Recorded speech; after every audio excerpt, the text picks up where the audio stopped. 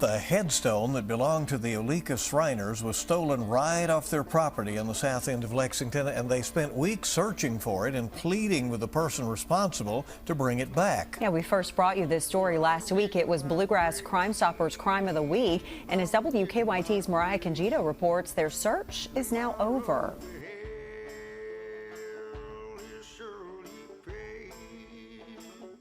Many claim that fact is not only stranger than fiction, but more compelling and intriguing. I agree. Facts beat fiction like a runaway mule. Take my video, for example, For Reasons Well Known, a true Kentucky tale of politics, romance, arsenic, adultery, an exhumed body, autopsy, and lawsuit.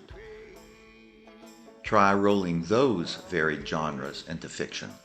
And what about Julianne Kapka, a young woman who was the sole survivor among 92 souls of the ill-fated Lonza Flight 508, which disintegrated mid-air over the dark Amazonian rainforest after being struck by lightning.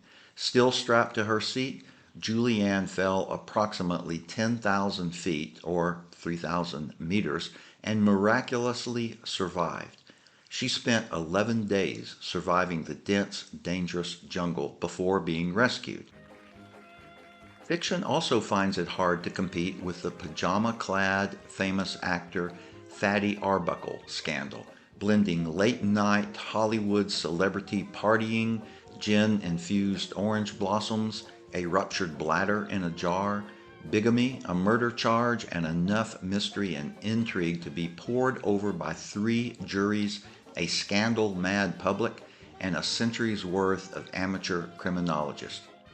Hollywood has always provided some of the best nonfiction, and in 1921, simultaneous to the Fatty Arbuckle scandal, Hollywood director William Desmond Taylor was found murdered, and investigators turned up a sordid backstory that included a deserted wife, secret love letters, girls passed around more than a beach ball at a Green Day concert, and an embezzling valet.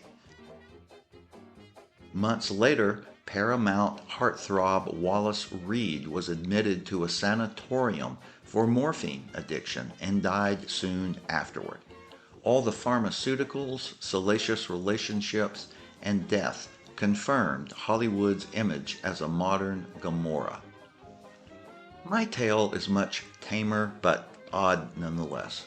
I came across a strange case of someone removing headstones from rural Appalachian graveyards. Why would anyone even do that? Oddly enough, social media forums are quite lively on the subject. Some people steal headstones to extract minerals from the marker. Some steal them to recycle and resell. I know some people steal flowers from graves just to place those same flowers on their loved ones' graves.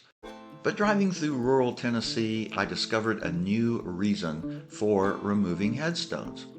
Near dusk on a warm summer's eve on the Cumberland Plateau, I passed by a house with gravestones in their yard. I did a double take. Curiosity got the best of me, and I turned my car around and parked near the house, walked up, and took a look. A woman suddenly appeared on the porch while I was snapping a picture, so I immediately smiled and in my Appalachian drawl said hello, and told her truthfully I stopped to take a look, as it's not often I see headstones adorning the lawn as if they were pink flamingos. She smiled back and replied that, well, they rotate different headstones in their yard quite often, and the names on them are real. She matter-of-factly explained that her husband had a business making headstones for families. But in this poor area of Appalachia, families sometimes fail to make payment for his service.